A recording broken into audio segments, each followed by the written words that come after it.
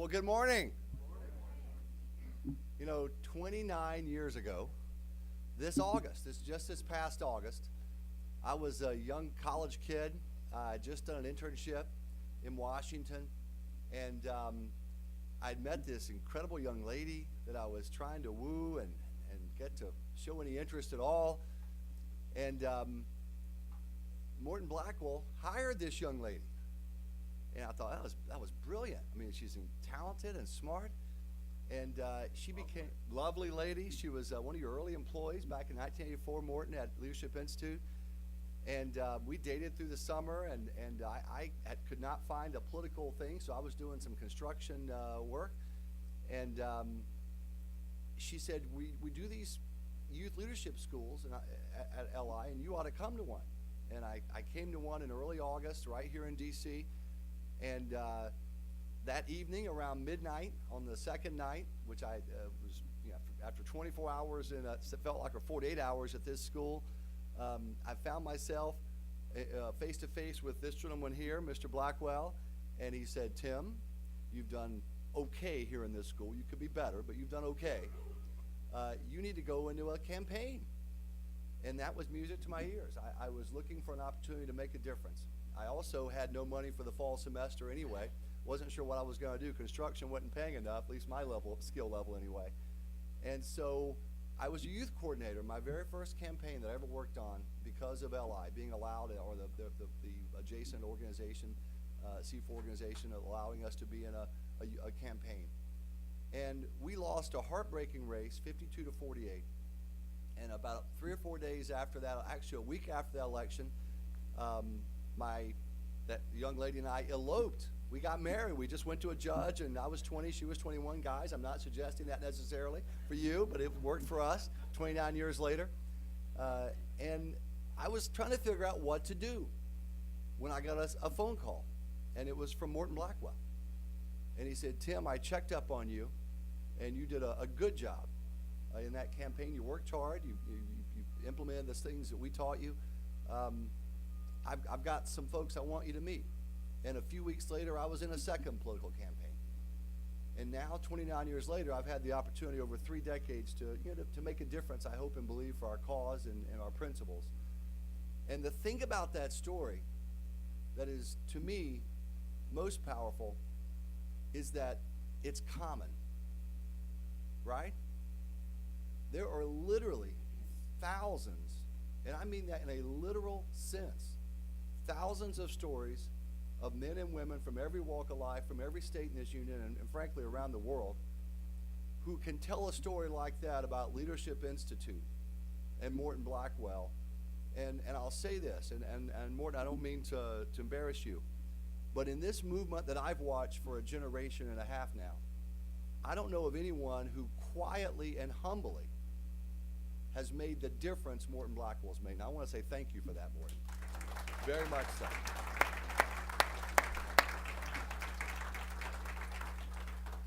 I'm not a Texan, but I was in Texas one time, and they said there are show horses and there are work horses, and I think I know which one Morton is. It's workhorse. So, well, thank you all for coming out this morning. I thought maybe in just a few moments that we have, we would discuss 2 key things that have been kind of kicking around in my mind as we move forward into the rest of 13 and 14 and looking down the road at 2016 and beyond. Two key things to discuss with you this morning. The first is, I think, encouraging. And I think actually they're both encouraging, but the first is really encouraging. At the federal level, there's no question. In many ways, we're on defense, right? On the issues. We're trying to push back against Obamacare. We're trying to rein in government overspending. We're trying to stop the climate change alarmists, the global warming extremist crowd from passing all of these job-killing, nutty regulations and rules and laws. We're on defense, and it's tough sometimes. It's frustrating sometimes. I mean, you plug one hole and 4 more pop open, and it gets kind of frustrating. But we can take heart because, frankly, very quietly, at the state level, we are winning some of the most significant policy victories as a movement, certainly, that I've seen in my lifetime. And that's something that doesn't get as much coverage or attention, and I understand that. Washington, naturally, the gravitational pull of DC and everything at the federal level tends to do that. But we can take heart from that, and perhaps for the federal side, we can learn and apply some lessons about what's going right at the state level that we can move over to the federal side. But just for a moment, think about just this year or the last 2 years, what is happening at the state level. Think about Indiana.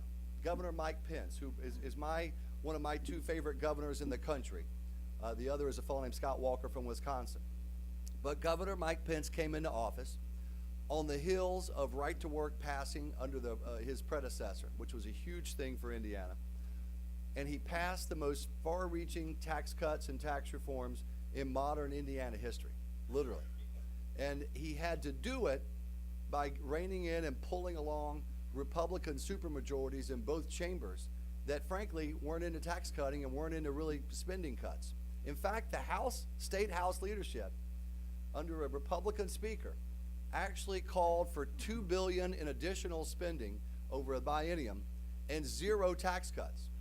And so Governor Pence, and we have a very active AFP chapter, Tea Party allies, a whole bunch of other groups, held these Republican House members accountable. They caved in eventually, and it was the largest tax cut in Indiana state history, literally.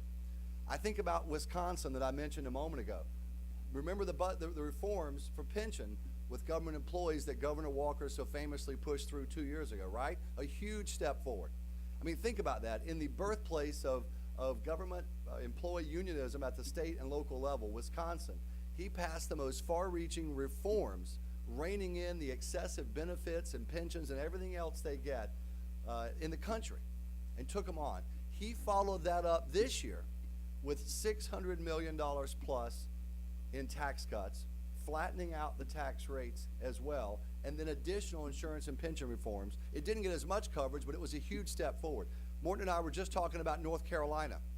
North Carolina, in a tough state. It's a state that has swung back and forth now for 25 years.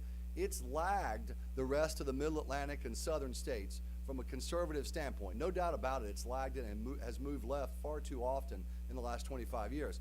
This year, with a newly resurgent Republican and free market House majority and Senate majority and a decent governor, former mayor of Charlotte, they passed the most far-reaching budget cuts, tax reform since the Great Depression in North Carolina. It wasn't all we wanted. We were hoping, frankly, they would go for an income tax elimination in North Carolina. That would have been an amazing reform and step forward. They didn't do that, but it was still a good, solid reform package, biggest since the Great Depression, that came through North Carolina. So we are actually seeing policy victories, and I could go on for a while. Michigan right to work was an enormous victory last December of 2011. I give the governor and the legislature there credit for right to work in Michigan. I mean, think about that. If 5 years ago someone had said to you, well, the next state to pass right to work, well, after Indiana, will be Michigan, we would have said, I don't think so. Maybe that's not going to happen. It happened. It happened in Michigan. And so we are seeing policy victories at the state level. Now, what is it that's happening at the state level that perhaps we can look at the federal level and say, if we can accomplish this level of pressure, messaging, grassroots, money, training, everything else, we may be able to shift that over to Washington. And I would argue 3 or 4 keys. First and foremost, we are finally, as a movement, developing an infrastructure on the ground in these states that I just mentioned. And it's not just Americans for Prosperity. When I say the word we, I mean the royal we of our movement. Tea parties, 912s, a host of groups, whether it's Heritage Action or and all of us, ally everyone. So when I say the word we, I mean the broad we. I'm not speaking exclusively of Americans for Prosperity. We're part of it, but we're simply part of the team. And I want to be clear about that part. But we're developing an infrastructure now that we simply didn't have before. I remember one of the most depressing meetings of my life. I had worked as a young man for Bob Goodlatte. He won election in 1992. I was his chief of staff. We came to Washington, and I remember the Republicans took over in 1994. So in 95, we were ready to save the world. We're so pumped up. I mean, we're reformers and conservative. We're going to get this thing done. And we did some good things, absolutely. Or they did some good things then, absolutely. But one of the most depressing meetings of my life was with one of the Republican bigwig leaders at that point, who sat all the freshmen and sophomores down, 2 classes down, they had taken the majority, and their chiefs of staff. And he said, now look, we're going to do some good things, but the most important thing, more important than anything else, is you getting reelected. And to do that, we're going to make sure we feed you a steady diet of earmarks. We're going to make sure we pumped all these projects, because that's the way to get elected. And this was a Republican leader doing it. And I remember thinking, gosh, that's not what we signed up for. We signed up to get rid of earmarks. And we did not at that time have a conservative infrastructure with the ability to hold Republicans accountable, to make them act like Republicans are supposed to act. We did not have that ability back then. The party leadership, meaning the legislative leadership, was too strong. There wasn't enough movement, organization, infrastructure, heft, funding on our side to hold them accountable. And so we have what happened during the Bush years. And again, there were some good things that happened during the Bush years. The 01-03 tax cuts were some of the best tax cuts in modern American history, even back to the Reagan days. There were a lot of other good things they did. But on spending and size of government, there's no way but to say they were a disaster, right? It was a disaster what happened in those years. No Child Left Behind, the Medicare expansion, prescription drug plan, and discretionary spending overall went through the roof. And the reason for that is we simply did not have a conservative infrastructure that could hold them accountable. Guys, we have that now. And it's exciting. Think about that. We have full-time staff and troops on the ground. We have social media that now lets us network and message together. 10 years ago when you walked in a room and you said, look, to activists, and you were in wherever, and you said, the Farm Bill's coming up, and it's got these 3 provisions that are terrible, A, B, and C, and they're trying to say it's a reform bill, but it really isn't. The room would kind of look at you and go, what are you talking about, a farm bill? Now, when you walk into a room, because of social media, because of talk radio, because of blogging and web posts and everything else we have, when you walk into a room anywhere in the country with our activists, they know before we start talking about every detailed provision in the Farm Bill. Think about that. Think about the revolution that's occurred in information at the local level that lets our activists be among the best. They were always smart, no question about that. It was just hard to follow what was really going on at the policy level. We have that now. And when I look at the Farm Bill that just came through this summer, that's a great example. It's the last unholy alliance, right? You take food stamps to get the liberal and the urban vote, and you lump it together with the corporate welfare, agricultural subsidies of some of the biggest companies in the world, and you give them billions of taxpayer dollars. You put the two together, and because the liberals want the food stamps and a lot of Republicans want the corporate subsidies, you get an unholy alliance that always passes. Every 5 years, the Farm Bill just sails through. In the Senate this year, it passed 66 to 27. It was frustrating, bipartisan support for it. And then in the House, the Speaker of the House, who, again, does some good things, but on the Farm Bill, he said, I'm going to vote yes, we need to get this thing done. And the leadership said that. There was a conservative movement with an infrastructure, with funding, with grassroots troops, with messaging capabilities through new media and everything else that rose up because it's now powerful and it's worked out, and said, no, we're not going to stand for this year. We're going to stop a $900 billion program, literally. And 62 Republican House members, to their credit, stood up and voted no. And they were joined by enough House Democrats who, to tell you how out of touch they are, they wanted more money. They wanted more food stamps. Tells you how whacked out they are. And the Farm Bill went down. It lost. And today, as we stand here in early September, the Farm Bill is still not through. In fact, they've already said we're going to have to split it up. If we can split it up, we can kill it. Or at least we can dramatically scale it back and reform it. So we can take heart. One of the reasons we're starting to win at the state level, one of the reasons that we can do this now, is we have that infrastructure on the ground. We have a capability we simply didn't have before. And a second thing we have is that, and some people say, oh, this is a bad thing, and I disagree. The Democrat Party at the federal level especially, and even in a lot of states, It used to be there were boll weevils. Remember that? Remember that term, the boll weevil Democrats? They would side with President Reagan, and they would work to give us tax cuts over the obnoxious objections of Tip O'Neill, the former speaker, who would rant and rave. There are no longer any boll weevil Democrats in Washington, not really. And there are very few conservative free market Democrats at the state level. And the one good thing about that, as much as it would be good to have two parties with free market and conservative cores, the one good thing is a lot of Americans now know that the conservative, whenever a Democrat tries conservative rhetoric, it's not real. It doesn't reflect where they really are, or certainly where that party is any longer on economic, cultural, and social issues. And so we now have a Democrat Party that when you look at the local level is where it is at the federal level, which is an unabashedly liberal left-wing party. And frankly, it gives the American people a clear choice. I don't know how many times I hear commentators bemoan the idea of partisan gridlock in Washington. Honestly, as a conservative, I like partisan gridlock on a lot of issues, don't you? I think that's a good thing. When it comes to the EPA, unless we're repealing it and getting rid of it, I want partisan gridlock on the EPA. That's a good thing. So the American public now can look at the Democrat Party in most cases and know that they are a dramatically left-wing party at this point, whether it's economic or cultural or social issues. I think that's helped for clarity's sake for folks across this country.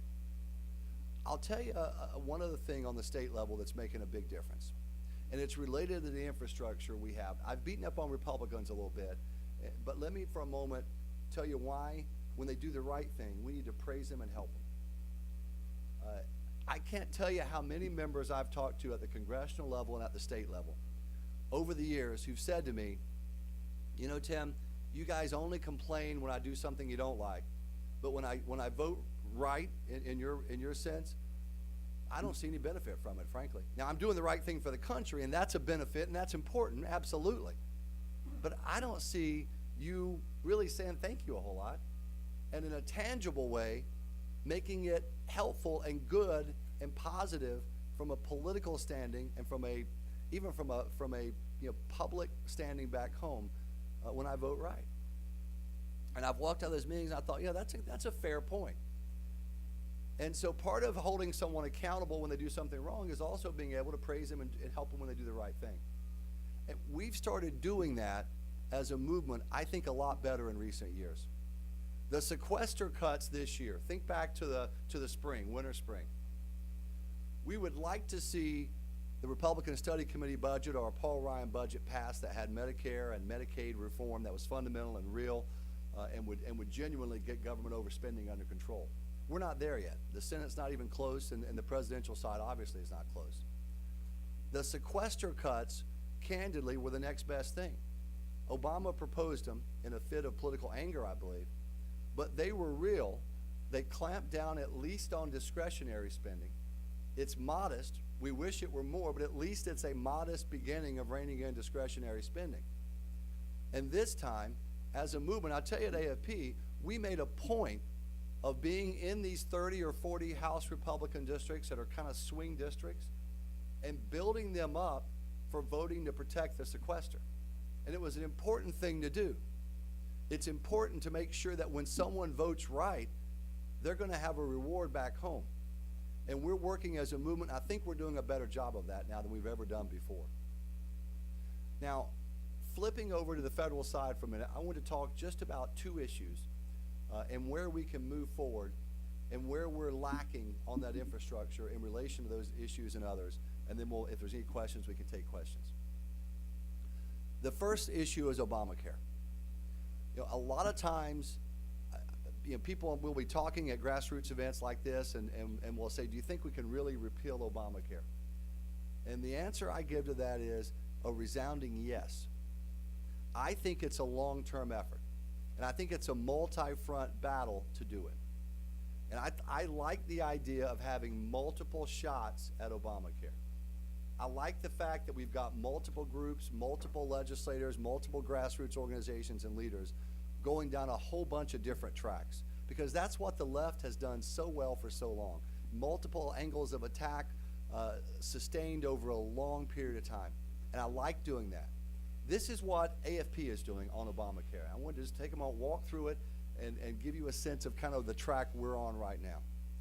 We know that on October 1, open enrollment kicks in, right? You're followed that. People start signing up for Obamacare. The left, and certainly Organizing for America, is fixated on one key target group. One, under 35-year-old, relatively healthy men and women. Hopefully for them who don't have insurance. They want them. They know that they have to sign up literally 12 to 15 million of them this fall and winter of next year, because they're going to provide the funding mechanism for Obamacare's bureaucracy, at least the initial funding mechanism, along with, unfortunately, our tax dollars and the debt that's being piled up to pay for this bureaucracy. Open enrollment starts October 1. The left has already geared up a massive PR machine to get them to sign up. Late September, a $9 million buy launches, courtesy of your tax dollars. You're welcome, urging these folks to sign up for Obamacare. Literally hundreds of liberal community groups and nonprofit organizations are already funded, in large cases, again, with your money. And they're out there on the ground looking for these folks, again, target audience, under 35, relatively healthy young men, young women, to sign up who are not insured. And their goal is to sign them up by the millions. We've got to make sure this fall that our messaging is there when they're trying to win over and sign up these millions of Americans. And so we're committed as an organization to funding a grassroots effort. It's called ObamacareRiskFactors.com, and it's a television and media and grassroots and social network, internet effort to make sure we're explaining to them the disastrous impact of Obamacare if they do sign up. Because if there's not a counter message there, the left's going to win. And so we're going to be there making sure they don't literally entrap millions of Americans into a disastrous program that's going to raise their insurance cost. It's going to limit their medical options, their doctor options, and over time it's going to throw them into Medicaid. And Medicaid is one of the most disastrously failing federal programs in America today. With the Medicaid expansion fight that's going on right now over the last year, we've fought it. We've spent millions and millions of dollars. And if you ever want to be encouraged, if you ever want to wonder whether or not you can win, if what we're doing makes a difference, think about the Medicaid expansion battle for just a moment. Supreme Court rules last summer. The one silver lining, it says that states can reject the Medicaid expansion if they want to. Washington sweetens the pot. They give away free money. Washington's good at that, right? It's free money. We know it's not free, of course, to states who will take the Medicaid to get millions of their citizens hooked on Medicaid, added to the Medicaid rolls. We've made an economic argument, which we needed to make, that it's not free money. It's literally billions and billions of dollars wasted that we don't have, and the states will be on the hook for it down the road. But too often, we don't make a moral argument, especially on economic issues, This time has been different. We have made an unabashed moral argument on Medicaid expansion in these states. States like Florida and Ohio and Michigan and Virginia and across the country. And right at 25 states have rejected this money. And here's the moral argument we've made. The left says it's the moral thing to do to expand Medicaid to cover folks who are hurting. Let's think about that claim for just a moment. The University of Virginia Medical School and the Cardiology Association of America have done detailed studies on life outcomes for people with heart disease and cancer, two of the biggest killers today, heart disease and cancer. They have found the following. People with private health insurance have much higher life expectancy when they get heart diseases or cancer than people with no insurance. That makes sense, right? Private health insurance is the best way to go. We know that. Experience tells us it gives us more options, more choices, the ability to do the right thing for our family. That's why we want to protect private health insurance from single payer from the government. But these studies found something else that was stunning. They found that Americans on Medicare have a much higher and longer life expectancy with regard to heart disease and cancer than people on Medicaid. Now think about that for a moment. Medicare are mostly the elderly. Medicaid, even though they're poor folks, are usually younger. And yet Medicare recipients have a longer and better life expectancy from these two big killers than folks on Medicaid. Here's the kicker of both studies. They found that people with no insurance at all, the uninsured, the people that the left claims they want to help, both studies found that people with no insurance have a better life expectancy versus cancer and heart disease than people on Medicaid. Soak that in for a moment. Think about that for a moment. We have a program that is so disastrously failing our poorest, most vulnerable citizens that they die faster from the two biggest killers, heart disease and cancer, than people who have no insurance at all who simply show up at an emergency room. Now, what is the moral thing to do? Is it to do what the left wants to do and simply say, well, we have this disastrously failing program where people die faster on it than with no insurance at all who show up at an emergency room at the last moment? That's failing and broken. Oh, I know the moral thing to do. Let's add 10 million more people to it and spend $100 billion more dollars. That'll be great. That's the moral thing to do. We're compassionate. We love people. No, that's the immoral thing to do. To condemn another generation of Americans to a program where they die at rates higher than folks with no insurance? Are you kidding me? We're making the moral argument in these audiences. And you know what? We're winning. We can win on this issue, and in fact, we are winning on this issue. Who would have thought that half the states in the country would have said, no, we're not going to take the free money from Washington. We're going to stand up against the bullies in Washington who always make the moral argument, and we're going to have a moral argument of our own that happens to have the truth on its side.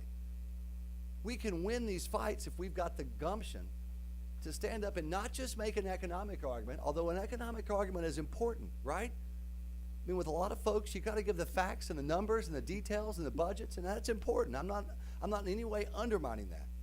But I'm also saying that we better be about making a moral argument.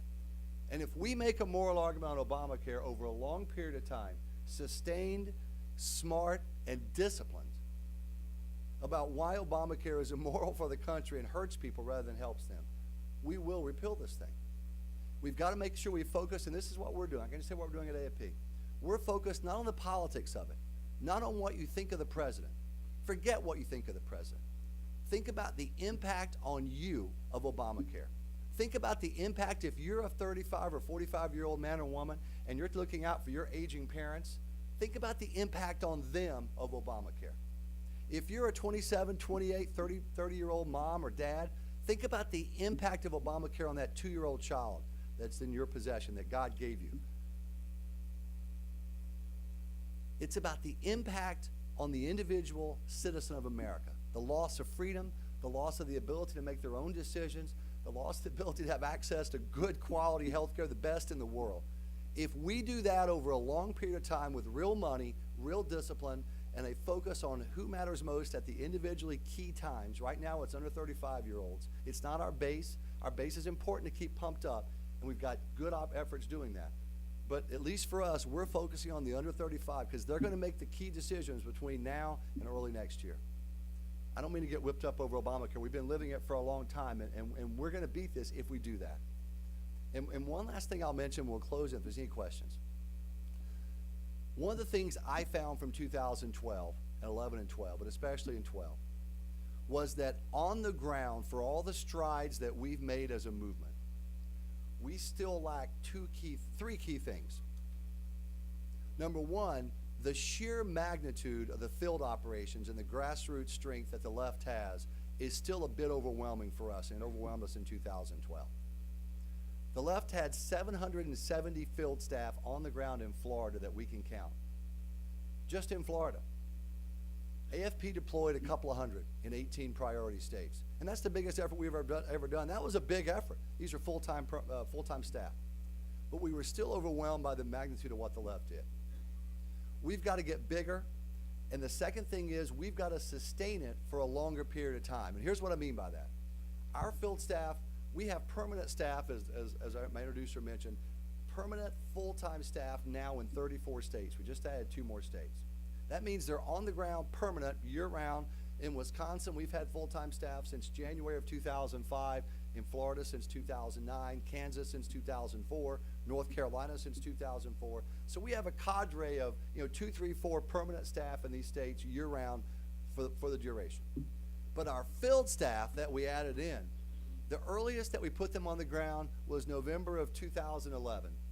And the last of them were hired roughly midsummer of 2012. Okay? The left had community organizing groups and Organizing for America and Obama's campaign directly, and the unions, SEIU, and the government employee unions and the teacher unions and the environmental extremists. They were on the ground for 5, 6 years preceding us, and they don't leave. So one of the things we're experimenting and working aggressively to do is to build a permanent field staff structure to augment the grassroots effort at the state level.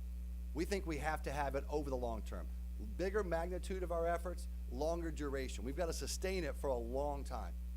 It's not easy, it's expensive, it's difficult to do. We're committed to doing it. We think it's the way we have to go. We've got to make sure that when we're organizing our grassroots troops on the ground, we've got the staff we need at the local level. So I'm just telling you, we're going to do it. I'm not sure how yet, funding-wise, for the next 10 years, but we're going to do it.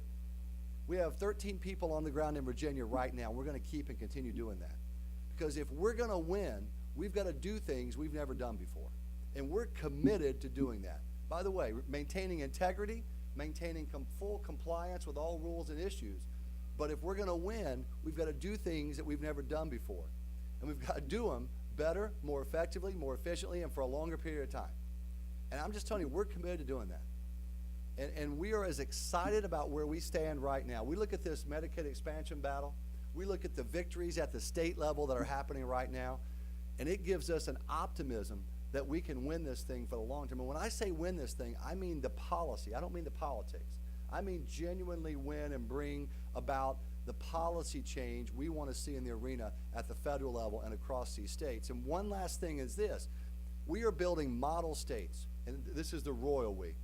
Let's make sure that we're talking about and explaining what Texas is doing and what Florida is doing and what other states are doing that are holding up free market policies, what Indiana's doing, by the way, now. And let's compare and contrast those to the disastrous economic basket case that California, Illinois, and Detroit, Michigan have become. Let's make sure we're holding up those two visions. Do you want to be like Detroit or do you want to be like Texas? Let's ask that around the country. And I'm not even a Texan, all right?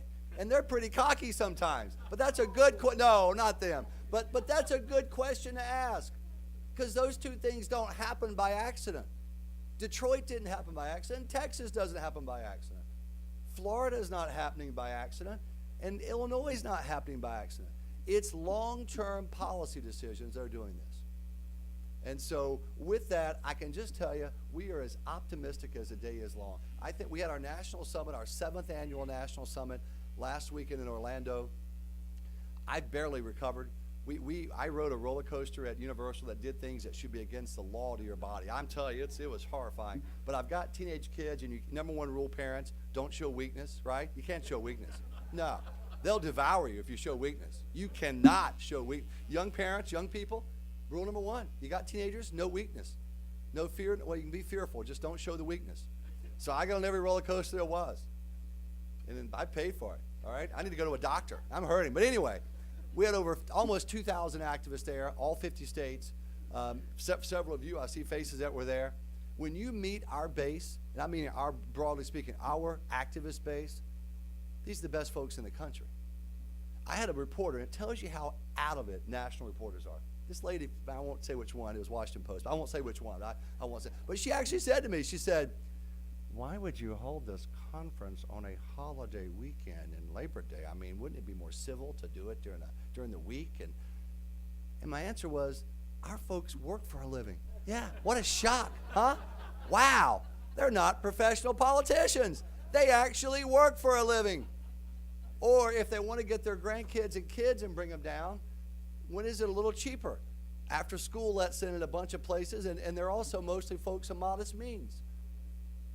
But these people, we're going to win. I'm telling you, if we maintain the intensity and we keep building our movement, keep building our troops up, we're going to win. And with that, thank you all for what you're doing, and any questions, thoughts, or ideas.